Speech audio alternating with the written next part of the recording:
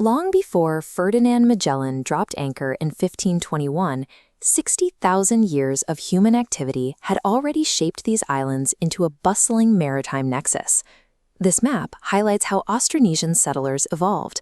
By 1000 BC, geography nurtured four societies: inland tribes, warrior societies, wealthy plutocracies, and coastal harbor civilizations. Fragmented by water and mountains, a centralized empire was impossible. Instead, harbor cities looked outward to the sea. These hubs operated as plutocracies. Rather than claiming a divine right to rule, political leaders derived their power from their control over local wealth and international shipping lanes. Merchants moved high-value commodities through these ports constantly, filling their holds with gold, bright imported glass, and precious agate. This commercial web established direct linkages straight across the South China Sea. Archaeological evidence confirms extensive trade between these harbor nodes and partners in Vietnam, Taiwan, and East Asian principalities. Physical fragmentation and trade wealth produced a network of hyper-independent city-states. These ports were decentralized, wealthy, and open to the world's ideas. Maritime routes acted as delivery systems for new ideas. Starting around 300 AD, Indian and Hindu-Buddhist cultural traditions flowed alongside physical goods, weaving into the existing local societies. This is the Laguna copperplate inscription. Dated to 900 AD, it is the oldest written document discovered in the islands, and it provides a physical record of this cultural integration. The Kawi script used in the document outlines the clearing of a debt, but it also demonstrates that these states were using advanced Hindu Old Malay mathematics, precise astronomy, and standardized systems of weights for gold. The Buddhist state of Mai illustrates how these hubs prioritized commerce over conquest. A Chinese customs inspector from the 13th century recorded that the people of Mai were known for their honesty in trade, attracting shipping from as far away as Japan.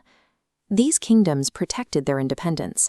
When the Hindu Majapahit Empire attempted to expand into the islands in the 1300s, local groups utilized the dense terrain to wage incessant guerrilla warfare, eventually repelling the imperial forces. As the Majapahit Empire collapsed in the late 1300s, Arab and Malay Muslim traders moved into the resulting regional vacuum. Figures like the trader Makdum Karim and the explorer Sharif ul-Hashem introduced Islam to the southern islands, catalyzing a new shift in the region's religious landscape. This transformation relied on the same mechanics that built the original plutocracies: diplomacy, commerce, and strategic marriages between Muslim arrivals and local ruling families. This map shows how conversion flipped the local power structures. Former Hindu kings became sultans, leading to the establishment of the independent sultanates of Sulu and Maguindanao.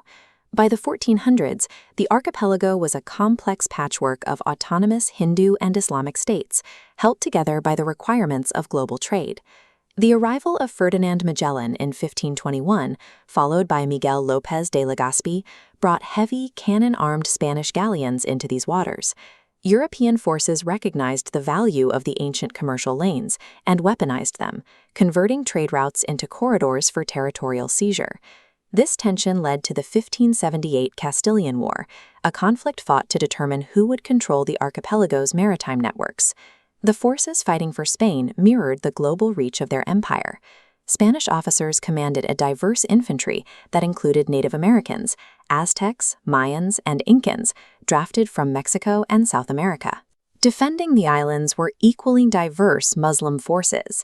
Supported by the Ottoman Empire, their ranks included Malay warriors alongside expeditionary forces of Turks, Egyptians, and Somalis. The war ended in a stalemate, but the sustained Spanish presence began to overwrite the island's political structure, bringing an end to the era of autonomous plutocracies. Spain imposed a centralized political structure, establishing Manila as the capital. They constructed massive stone cathedrals like this one, imposing heavy European infrastructure over a society that had always been defined by the sea. Centuries of trade and maritime resilience sculpted these islands long before Europe reached their shores.